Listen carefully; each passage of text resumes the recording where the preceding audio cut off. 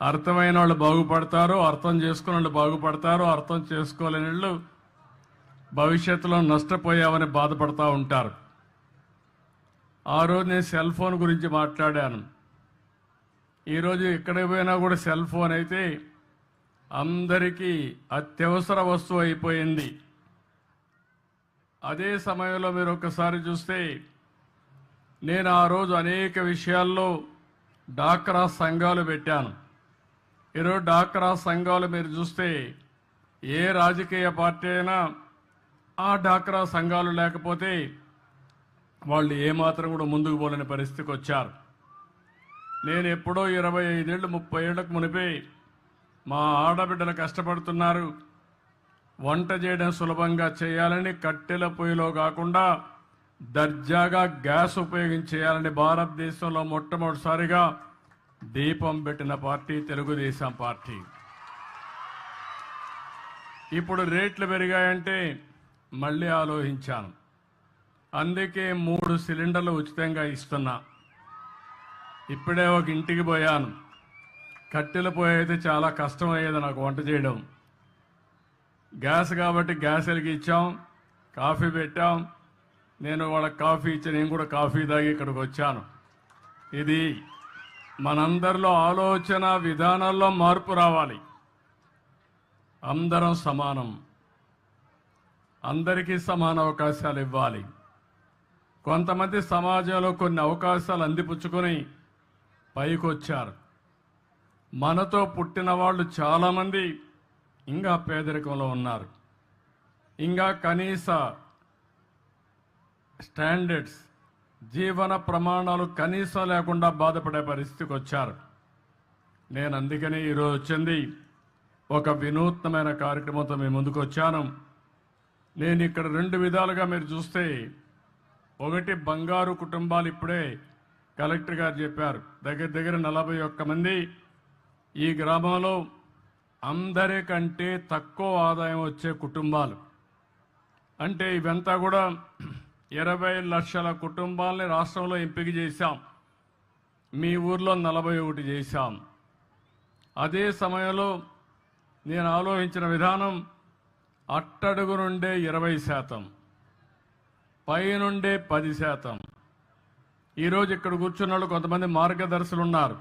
ఇప్పుడే మనోజ్ గారు అయితే అక్కడికి వచ్చినప్పుడు చూశాను. ఈరోజు వీళ్ళందరూ కూడా ఇక్కడ కూడా ఒక 5 మంది వచ్చారు. వీళ్ళకి సమాజం ఒక అవకాశం ఇచ్చింది, అందిపుచ్చుకున్నారు. ఈరోజు పారిశ్రామికవేత్తలుగా లేకుంటే మెరుగైన జీవన ప్రమాణాలతో ముందుకు పోయే పరిస్థితికి వచ్చారు.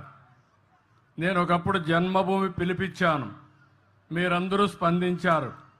ప్రపంచంలో ఉండే వాళ్ళందరూ వచ్చి జన్మభూమి పిలుస్తుంది రా, కదిలి రా అంటే గ్రామానికి వచ్చి ఎన్నో కార్యక్రమాలు చేశారు. స్కూల్ బిల్డింగ్లు కట్టారు, రోడ్లు వేశారు, శ్మశానాలు కట్టించారు, అనేక కార్యక్రమాలు చేశారు.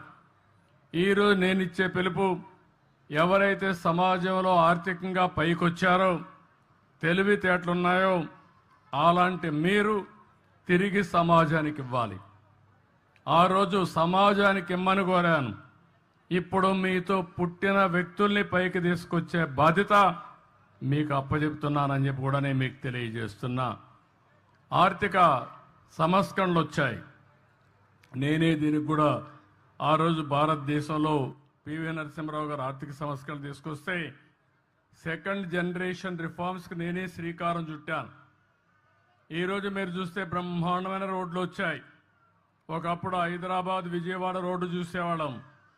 ఈరోజు బాగా రోడ్డు ఉందంటే దానికి కారణం పీపీపీ విధానం, అంటే పబ్లిక్ ప్రైవేట్ పార్ట్నర్షిప్. ఈరోజు బ్రహ్మాండంగా మీరు సెల్ ఫోన్లో మాట్లాడుతున్నారంటే ప్రభుత్వం పెట్టిన సెల్ ఫోన్లు కాదు, ప్రభుత్వానికి కూడా ఆదాయం వస్తుంది ఈ సెల్ ఫోన్ల వల్ల. ప్రైవేటు వ్యక్తులు సర్వీస్ ఇస్తారు, దానివల్ల వాళ్ళకు లాభాలు వస్తున్నాయి, మీకు మెరుగైన సేవలు అందుతున్నాయి. కరెంటు విషయంలో కానీ అనేక విషయాల్లో, కాలేజీల విషయంలో కానీ చాలామంది ముందుకొచ్చి ఎన్ని పోయారు. కానీ ఈరోజు పీపీపీ విధానంలో ఫ్యాక్టరీ పెట్టిన వాళ్ళు పైకి వచ్చారు, తప్పులేదు. ఈరోజు సిఎస్ఆర్ కూడా పెట్టారు, కార్పొరేట్ సోషల్ రెస్పాన్సిబిలిటీ అని. కానీ కొన్ని కార్యక్రమాలు చేస్తున్నారు. కానీ ఈరోజు నేను తీసుకున్న కార్యక్రమం మీరు చూస్తే ఎప్పుడు కూడా 20-30 సంవత్సరాల ముందే నేను ఆలోచిస్తాను. సమాజాన్ని అధ్యయనం చేస్తూ ఉంటాను, ఎప్పటికప్పుడు అర్థం చేసుకుంటూ ఉంటాను. నా ఆలోచన ఒకటే, భారతదేశంలో పుట్టిన ఏ వ్యక్తి కానీ పేదరికంలో ఉండడానికి వీలు లేదు. మనం ఈరోజు వికసిత్ భారత్ మాట్లాడుతున్నాం. 2047కి ప్రపంచంలోనే భారతదేశం అగ్రస్థానంలో ఉంటామని నేనైతే స్వర్ణ ఆంధ్రప్రదేశ్ తయారు చేశాను. స్వర్ణ ఆంధ్రప్రదేశ్లో 2047కి 55 లక్షల రూపాయలు తలసరి ఆదాయం. ఈరోజు 2,90,000 ఉంటే దీన్ని 23 ఏళ్లలో దగ్గర 20 సార్లు 20 రెట్లు 15 రెట్లు పెరిగే అవకాశం ఉంటుంది. అది సాధ్యమా అంటే సాధ్యం. దానికి కార్యాచరణ ప్రణాళిక తయారు చేస్తున్నాం. అదే సమయంలో ఇది కొంతమందికి ఆదాయం వచ్చి చాలామంది నిరుపేదలుగా ఉండడానికి వీలు లేదు. అందుకే చాలా రోజులు మదనపడ్డాను. ప్రభుత్వం అనేక కార్యక్రమాలు ఇస్తున్నాం. మొన్నే పేదల సేవలో నెల మొదటి తారీఖున పింఛన్లు ఇచ్చాను. ఈరోజు మీరు చూస్తే 4,000 రూపాయలు పింఛనిచ్చే ప్రభుత్వం భారతదేశంలో ఒక్క ఆంధ్రప్రదేశ్ ప్రభుత్వం తప్ప ఎక్కడా లేదు. ఇక్కడుండే ఎన్డీఏ ప్రభుత్వం ఇస్తున్నాం. దివ్యాంగులకు 6,000 రూపాయలు ఇస్తున్నాం. ఒకప్పుడు 500 నేనే చేశాను. మళ్ళీ ఈరోజు వస్తే తర్వాత వచ్చిన తర్వాత 3,000 చేశాను. ఈరోజు 6,000 రూపాయలు చేసే పరిస్థితికి వచ్చాం. ఎవరైనా కిడ్నీ పేషెంట్లు కానీ లేకపోతే కొంతమంది లెప్రసీ పేషెంట్లు ఉంటే వాళ్లకు 10,000 ఇస్తున్నాం.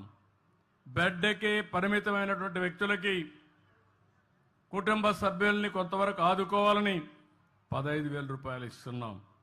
మీరు చరిత్రలో ఎప్పుడన్నా ఎవ్వరు ఈ మారిగా ఇచ్చింది లేదు. మానవతా దృక్పథంతో పనిచేసే ప్రభుత్వం ఈ ఎన్డీఏ ప్రభుత్వం అని చెప్పి మరొక్కసారి మీ అందరికీ విజ్ఞప్తి చేస్తున్నా. అదే సమయంలో మీరు ఒకసారి ఆలోచిస్తే 33,000 కోట్ల రూపాయలు డీబీటీ ద్వారా నెలవారీగా మీకు డబ్బులు పంపిస్తున్నా. ఇవి కాకుండా అన్నా క్యాంటీన్ ఉంది. ఇది కాకుండా రేపే డిఎస్సి పెడుతున్నాం. ఇవి కాకుండా ఎస్సీలకు, ఎస్టీలకు, బీసీలకు, మైనారిటీ సోదరులకి అనేక కార్యక్రమాలని లోన్స్ ఇవ్వడం, స్వయం ఉపాధి కల్పించడం అనేక కార్యక్రమాలు చేస్తున్నాం. దీపం 2 ఇచ్చాం. రేపు మే నెలలో మళ్ళీ అందరికీ చెప్తున్నా, తల్లికి వందనం కింద ఎంతమంది పిల్లలుంటే అంతమంది పిల్లలకి ఇస్తాం. ఇప్పుడిప్పుడే జనాభా తగ్గిపోతా ఉంది. కనీసం ఒక కప్పులు ఎవరైతే భార్యాభర్త ఉన్నారో 2 పిల్లల కంటే తక్కువ కాకుండా 3 కంటే సంతోషం. కనీసం 2 ఉండాలి. లేకపోతే జనాభా తగ్గిపోతే, ముసలి వాళ్ళ సంఖ్య పెరిగితే ఈరోజు అభివృద్ధి చెందిన దేశాల్లో జనాభా లేకుండా అవస్థపడే పరిస్థితికి వచ్చారు. ఆ పరిస్థితి మన దేశానికి రాకూడదు అనేది నా ఆకాంక్ష. దానికి కూడా మీ సెక్రటరీ ఏం ఎక్సర్సైజ్ చేశారో తెలియదు. ఈ ఊర్లో కలెక్టర్ గారు ఏం ఎక్సర్సైజ్ చేశారో తెలియదు. వీళ్ళు కూడా రీఓరియంట్ చేయాలి. వాళ్ళు కూడా అభివృద్ధి మాట్లాడుతున్నారు తప్ప భవిష్యత్తు గురించి ఆలోచించే పరిస్థితిలో లేరు. అదే సమయంలో అన్నదాత కింద రైతుకి ఇవ్వాల్సిన డబ్బులు కూడా 20,000 రూపాయలు ఇస్తా అన్నాం. కేంద్రం 6,000 రూపాయలు ఇస్తుంది. రాష్ట్ర ప్రభుత్వం 3 విడతల్లో 14,000 రూపాయలు ఇచ్చే బాధ్యత ఈ ప్రభుత్వానికి. ఇది కాకుండా మత్స్యకారులకు కూడా 20,000 చొప్పున జీవనోపాధి కోసం వాళ్ళకు కూడా డబ్బులు ఇస్తాం. అయితే ఆర్థిక వ్యవస్థ చాలా ఇబ్బందికరంగా ఉంది. ఇంకా డబ్బులు లేవు. 10 లక్షల రూపాయలు అప్పు చేసి వెళ్ళిపోయారు. అప్పు ఇచ్చేవాళ్ళు కూడా కనపడడం లేదు. వడ్డీ కట్టాలి, మళ్ళా అసలు తీర్చాలి, సంపద సృష్టించాలి, ఆదాయాన్ని పెంచాలి, సంక్షేమ కార్యక్రమాలకు పెట్టాలి, మళ్ళీ మీకు అమరావతి కట్టాలి, పోలవరం కట్టాలి. అదే సమయంలో ఏవైతే నేను చెప్పానో సూపర్ 6 కూడా అమలు చేయాలి. ఇది కొంచెం కష్టమైన పనే, కానీ ఇష్టంగా పనిచేస్తున్నా. కష్టమైన పని కూడా ఇష్టంగా పనిచేస్తే తప్పకుండా పరిష్కారం అవుతుంది, చేయగలుగుతామనే ధీమా నాకుందని చెప్పి కూడా నేను మీకు తెలియజేస్తున్నా.